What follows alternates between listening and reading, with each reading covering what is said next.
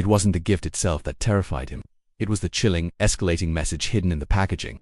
This whole thing started in high school, with a guy named Marcus. He wasn't just a typical bully. He was an artist of misery, and I was his unwilling canvas. The taunts, the shoves, the constant feeling of being watched and judged, it followed me home every single day. For years I just took it. I told myself it would end after graduation, that I could finally escape, and I did. I moved away, went to college, and started building a new life, a life where Marcus was just a bad memory, or so I thought. 10 years passed. I had a good job, a great group of friends, and I hadn't thought about Marcus in ages. Then, one evening, my phone buzzed with a notification. A friend request on social media. It was him. A cold dread washed over me. I ignored it, hoping he'd just forget, but then came the messages. At first they were almost friendly. "Hey, remember me? Long time no see." But the tone quickly shifted. He'd joke about old times, referencing specific moments of humiliation he'd put me through. He started tagging me in old, embarrassing photos. It was high school all over again, but this time, he could reach me anytime, anywhere. The final straw was when he found my work email. "Heard you're doing well for yourself," he wrote.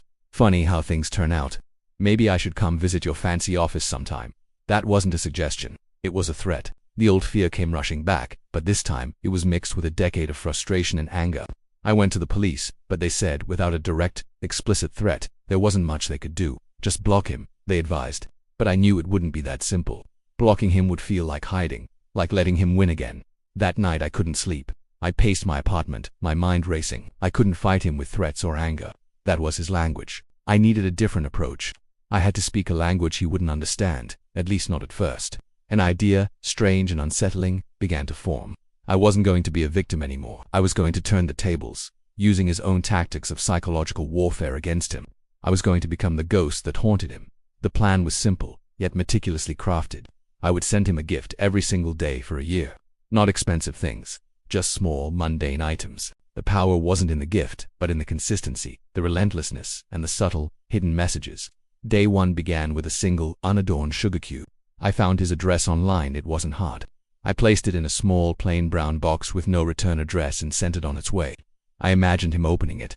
The confusion on his face. A sugar cube. It was meaningless. That was the point. For the first week, the gifts were all similarly random and innocuous. A single paperclip. A rubber band. Smooth, gray stone I found on my walk. Each one sent in an identical box. He probably threw them away, annoyed by the junk mail. But I knew the seed of unease was being planted. Who was sending these? Why? The lack of an explanation is its own kind of terror. Then came the second phase. I started to introduce a pattern, one that was personal to him. I remembered from my years of forced observation that he had a weird habit of tapping his fingers in a specific rhythm on his desk. 2 quick taps, a pause, then a single tap. So, on day 8, I sent him to small pebbles. Day 9, a single, slightly larger pebble. Day 10, I sent nothing. Then the pattern repeated.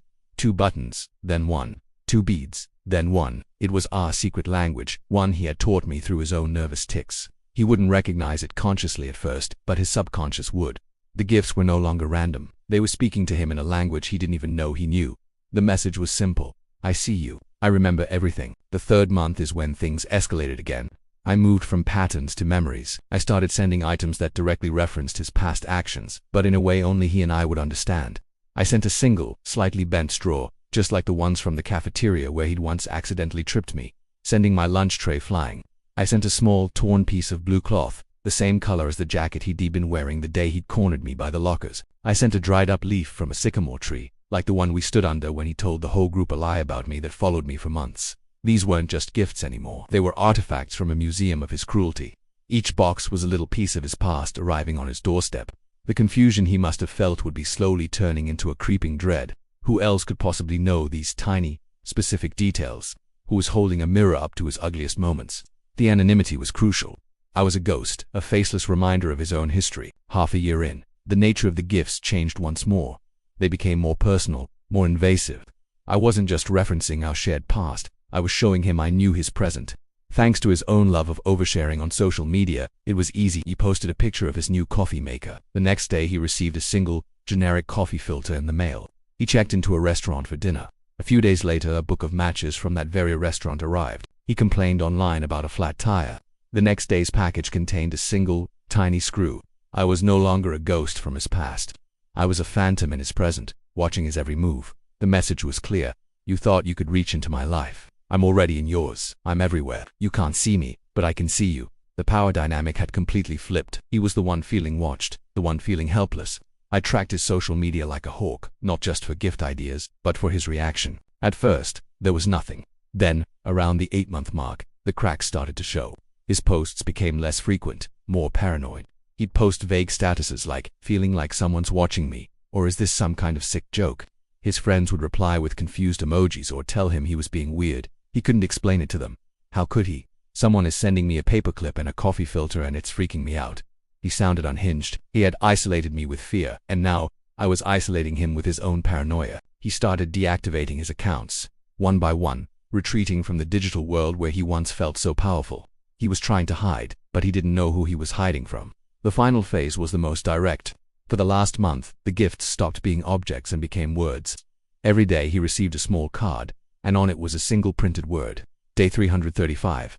Day 336. Remember, day 337. Everything. The words came one by one, a slow, deliberate sentence constructed over 30 days. It was a countdown to the final revelation.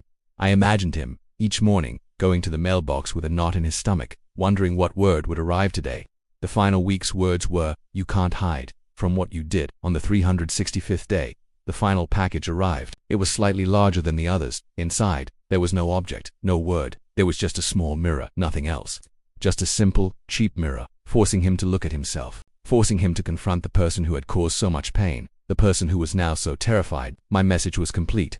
I had shown him that his actions have consequences, that the past never truly disappears, and that the person he saw as weak had found a strength he could never comprehend. After that day, the gift stopped. The silence, I imagined, was more terrifying than the daily deliveries. He deleted all his remaining social media. His digital footprint vanished. I never heard from Marcus again. I hadn't sought revenge in the traditional sense. I just wanted the haunting to stop.